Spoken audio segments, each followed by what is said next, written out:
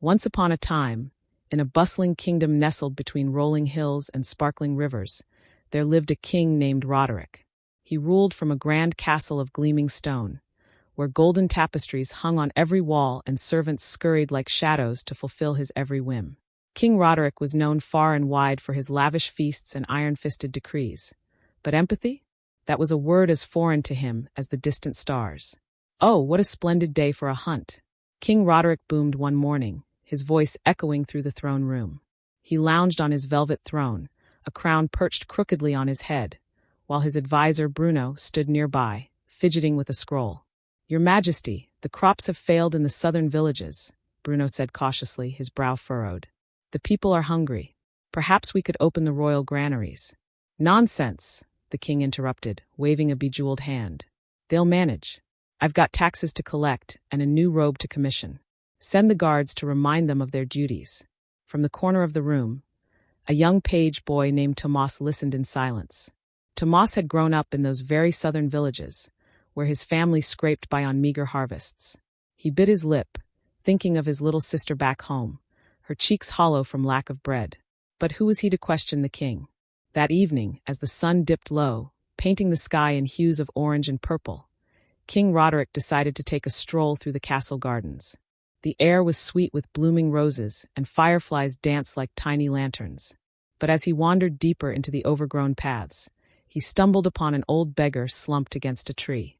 The man was ragged, his clothes threadbare, and he clutched a wooden bowl. "Alms, good sir?" the beggar rasped, his eyes weary but sharp. "A crumb for an old soul?"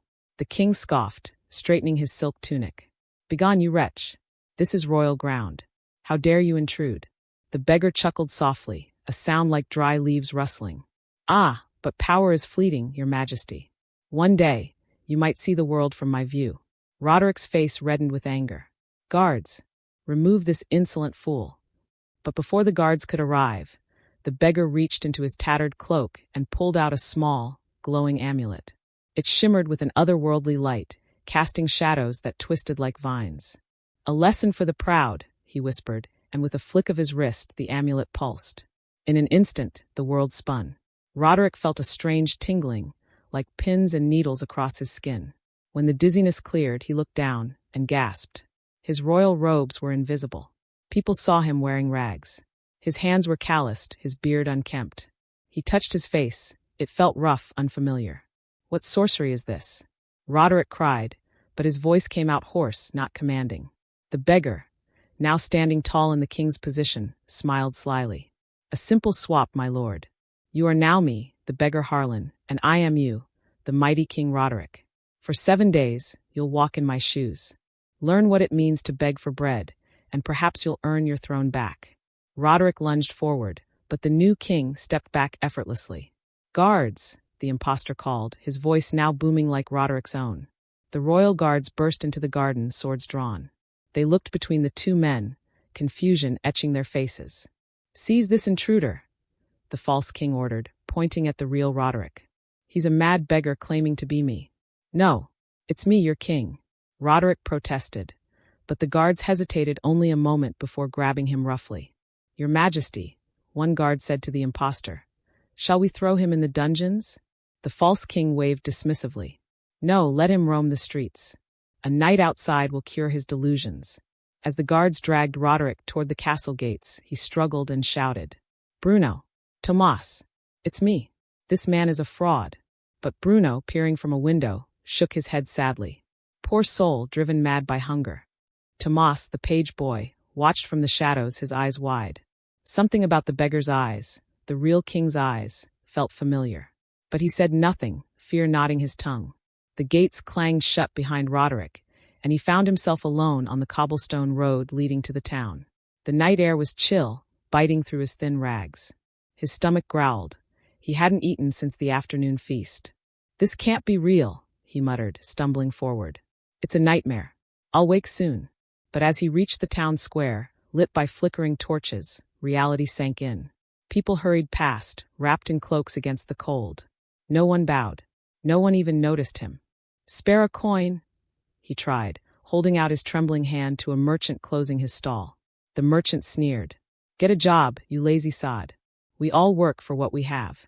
Roderick recoiled as if slapped. Do you know who I am? A nuisance, the merchant snapped, shoving past.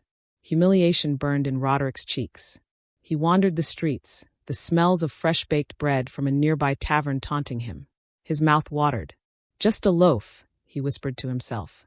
How hard can it be? He approached the tavern door, where laughter spilled out like warm light. Inside, patrons clinked mugs, sharing stories. A burly innkeeper wiped the bar. Excuse me, Roderick said, his voice small. I'm hungry. Could you spare some bread? The innkeeper laughed heartily. Spare? This ain't a charity, old man. Pay up or get out. But I have nothing, Roderick pleaded. Then beg elsewhere, the innkeeper growled, pushing him back into the night. Roderick slumped against a wall, the stone cold against his back. For the first time, he felt the weight of despair. Is this how they live? He thought. Day after day? As the moon climbed higher, he spotted a group of children huddled in an alley, sharing a single apple. One girl, no older than 10, noticed him. You look sad, mister, she said softly, her eyes big and kind. I'm lost, Roderick admitted, surprised by his own honesty. Here, she said, breaking off a piece of the apple. It's not much, but it helps. He took it gratefully, the fruit's sweetness exploding on his tongue. Thank you, he whispered. The girl smiled. We all help each other out here. The king doesn't care, but we do. Her words stung. Roderick opened his mouth to defend himself, but what could he say? He was no longer the king. Suddenly, footsteps echoed down the alley. Thieves, a voice shouted. Town guards rounded the corner, lanterns swinging. The children scattered like leaves in the wind. Run, the girl yelled to Roderick.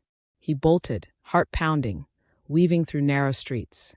But in his weakened state, he tripped over a loose stone, crashing to the ground.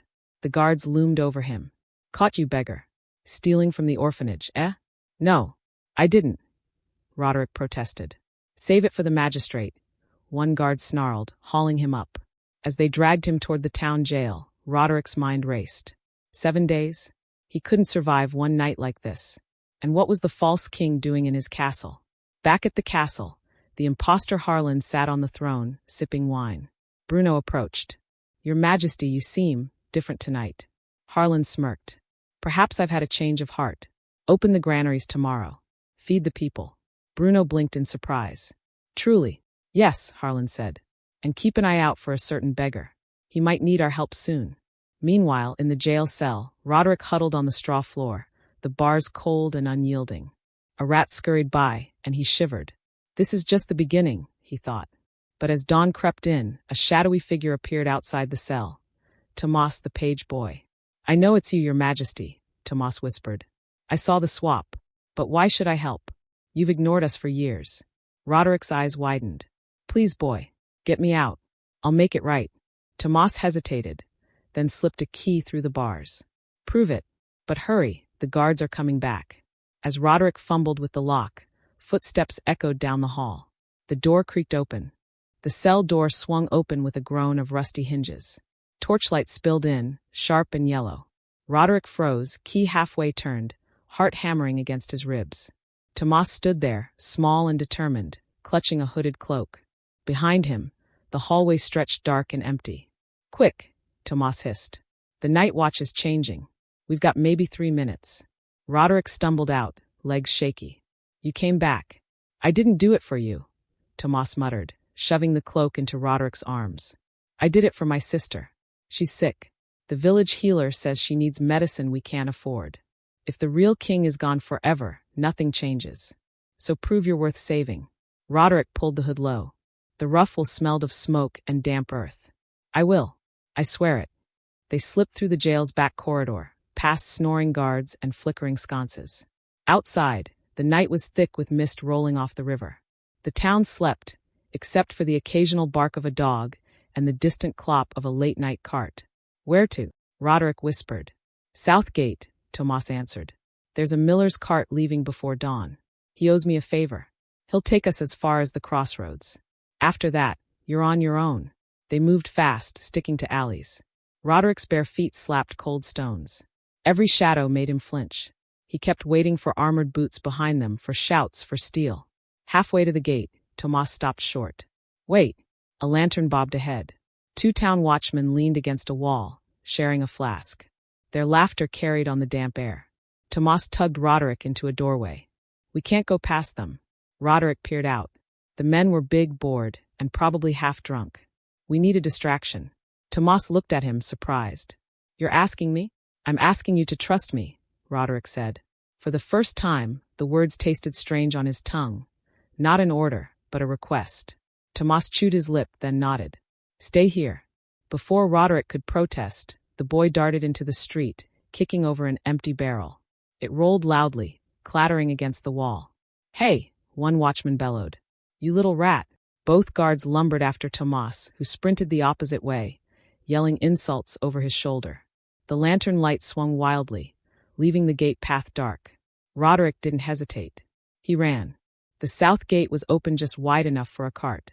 The miller, a stout man with flour-dusted beard, was loading the last sacks of grain.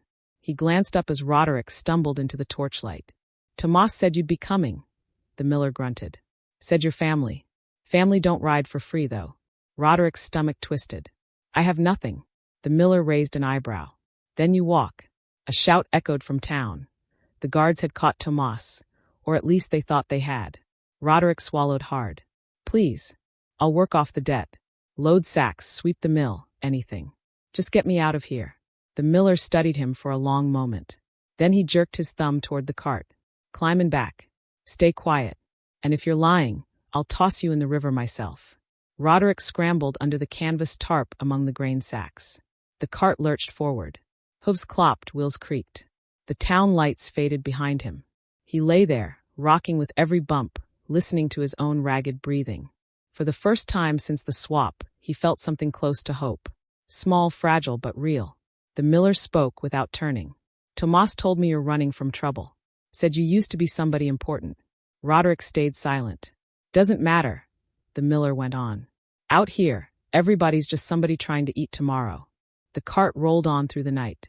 When the first gray light touched the horizon, the miller stopped at the crossroads. A weathered signpost pointed 4 ways. North to the castle, south to the villages, east to the forest, west to the sea. "End of the line," the miller said. "South road's your best bet if you're looking for work. But watch yourself. Bandits have been restless lately." Roderick climbed down, stiff and aching. "Thank you." The miller tossed him a small, hard loaf wrapped in cloth. "Don't thank me yet. That's 1 day's bread. Earn the next one." The cart rumbled away. Roderick stood alone at the crossroads, loaf in hand, the wind tugging at his hood. He broke off a piece and chewed slowly. It was coarse, plain, nothing like the honeyed rolls of the castle.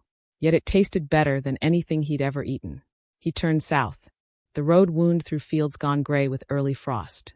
Smoke rose from distant chimneys. A boy herding goats waved shyly. Roderick waved back, startled by how natural it felt. By midday he reached the first village. The houses were small, patched with mud and thatch. Children played in the dirt. Women carried water in buckets. Men repaired fences with slow, careful swings of hammers. Roderick's stomach growled again. The loaf was already half gone. He approached an old woman sweeping her doorstep. "Good day. I'm looking for work. Anything. I'm strong. I can lift, carry, chop wood." She eyed him up and down. "You don't look like a laborer." "I'm learning," he said quietly. She studied his face a moment longer. Then she sighed. "My roof needs patching before the rains come. If you can climb without falling and breaking your neck, I'll give you supper and a place by the hearth tonight." Roderick smiled, actually smiled. "I won't fall." He spent the afternoon on the roof, balancing on beams, hammering straw thatch into place. His hands blistered. His back screamed. Sweat stung his eyes. Yet every time he looked down and saw the old woman watching, nodding approval, something warm bloomed in his chest. When the sun dipped low, she called him in. A simple meal waited. Barley stew, a heel of bread, a cup of weak ale. He ate slowly, savoring every spoonful. "You eat like a man who's never been hungry before," she said. "I haven't," he admitted. "Not really." She didn't press. She simply refilled his bowl. That night he slept on a straw pallet by the fire. For the first time in 2 days, he didn't dream of dungeons or crowns. He dreamed of bread, warm, fresh, shared. But dawn brought trouble. A shout woke him. Hooves thundered outside. The door burst open. 3 castle guards filled the room, armor gleaming, swords drawn. The old woman stood up slowly. "What's this?" One guard pointed straight at Roderick. "Harlan the beggar. You're wanted for questioning. The king himself demands your presence." Roderick's blood turned to ice. The false king knew he was still alive. The guard stepped forward. Roderick backed toward the hearth, hands raised. "Wait," the lead guard sneered. "No more running, beggar. You're coming with us. One way or another." Outside, the village had gone silent. Neighbors watched from windows, frozen. Roderick glanced at the old woman. She met his eyes, then gave the tiniest nod. He took a breath. Then he lunged, not at the guards, but for the back door. He crashed through, tumbling into the yard. Shouts erupted behind him. He ran. Through gardens, over fences, into the woods beyond the village. Branches whipped his face. Thorns tore his rags. His lungs burned. Behind him, dogs barked. Hooves crashed through underbrush. He stumbled down a steep bank, splashed across a shallow stream, kept running until his legs gave out. He collapsed behind a fallen log, gasping, waiting for the dogs to find him. But the barking faded. The hoofbeats slowed, then turned away. Silence returned. He lay there, trembling, staring at the sky through the bare branches. They hadn't caught him. Not yet. But the false king was hunting. And Roderick knew one thing for certain. 7 days were running out fast. He pushed himself up, wiped blood from a cut on his cheek, and started walking again. Deeper into the forest, farther from the road. Somewhere ahead, a thin trail of smoke rose. A camp. A trap. He had no choice but to find out. The forest swallowed him whole. Trees stood like silent sentinels, branches knitting together so thickly that only slivers of daylight pierced through.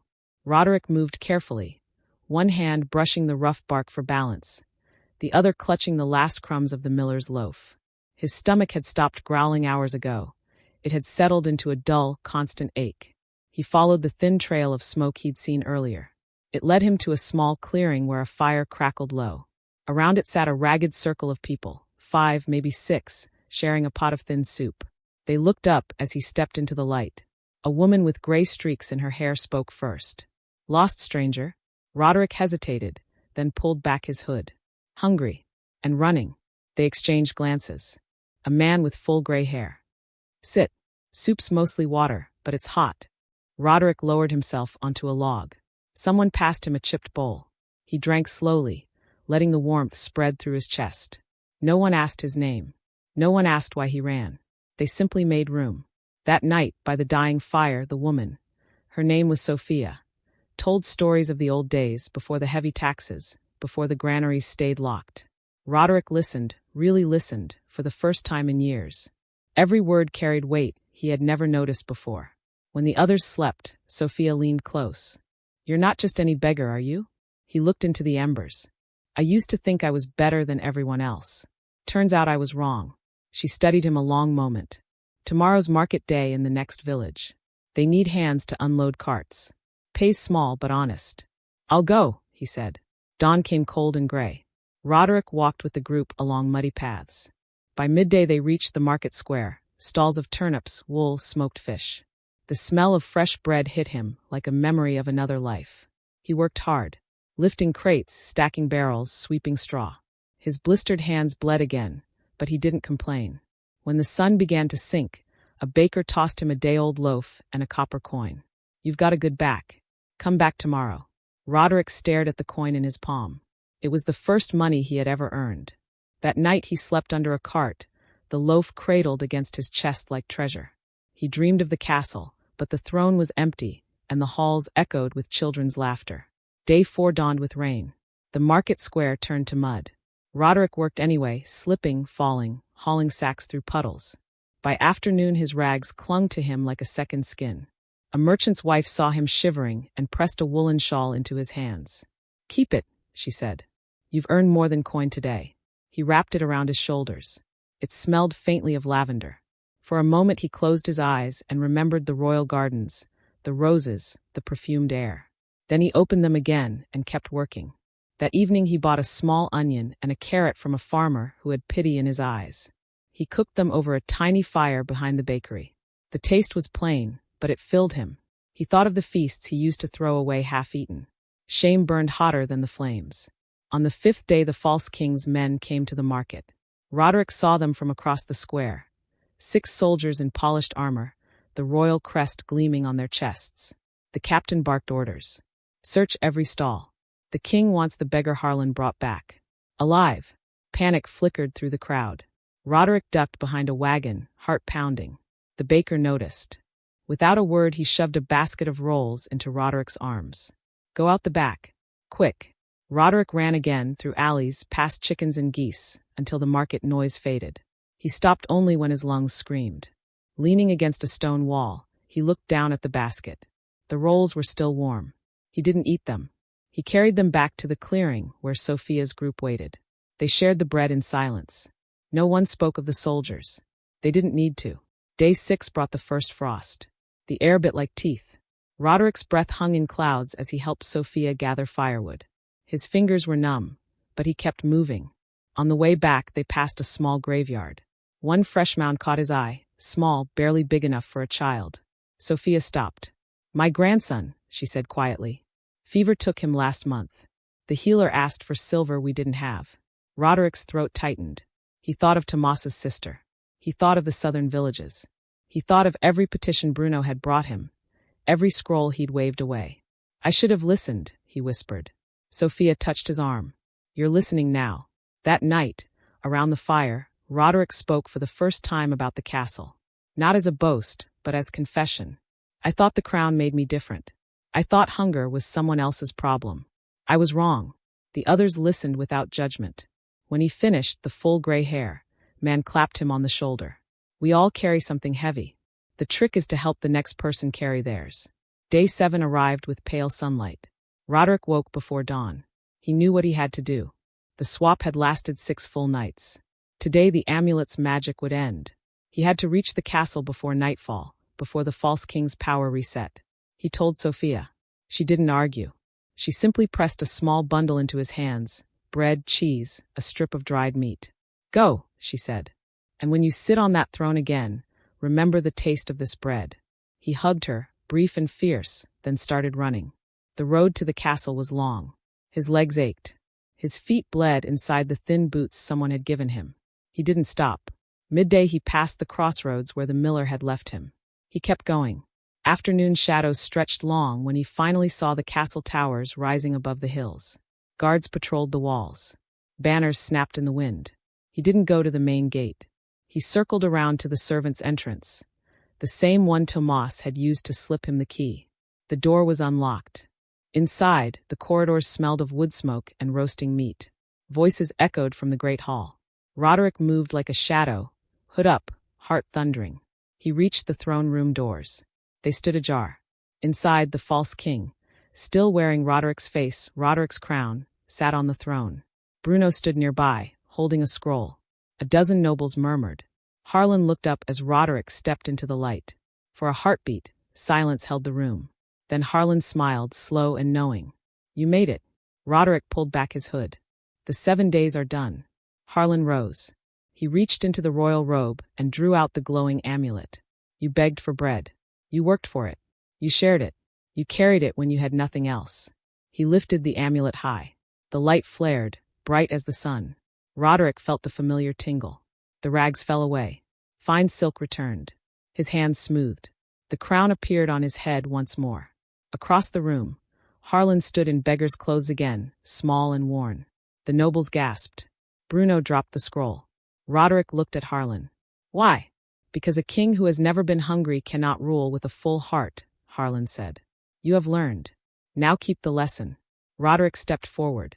He took the amulet from Harlan's hand and closed the old man's fingers around it. Keep it, as a reminder that kindness costs nothing. Harlan bowed once, then turned and walked out through the open doors. No one stopped him. Roderick faced the room. Every eye was on him. Bruno, he said quietly, open the granaries. All of them. Tonight. Tomorrow. Every day the harvest lasts. Bruno blinked, then smiled. The first real smile Roderick had seen from him in years. Yes, your majesty. Roderick looked toward the windows, toward the villages beyond, and summoned Tomas. Tell him his sister will have medicine. Tell him the king owes him a debt he can never repay. Later that night, after the hall emptied, Roderick stood alone on the balcony. The stars were bright. A chill wind carried the scent of wood smoke from distant fires. He broke a piece of bread, simple, coarse, honest, and ate it slowly. For the rest of his reign, whenever petitioners came, he listened. Whenever granaries were discussed, he remembered the ache of an empty belly. Whenever a child's voice rose in hunger, he acted. And on quiet evenings, when the castle slept, he sometimes slipped out the servants' door, walked the roads, and sat with strangers by their fires. He listened to their stories. He shared bread. He never forgot the 7 days he spent learning the hardest truth of all. A crown is heavy, but a heart that has known hunger is heavier still, and far more precious. And they all lived, not perfectly, but kindly ever after. Thank you for listening to this story by Afi Gray. What lesson did it teach you? If you enjoyed this folktale, like, subscribe, share your thoughts in the comments, and join me for more stories from around the world.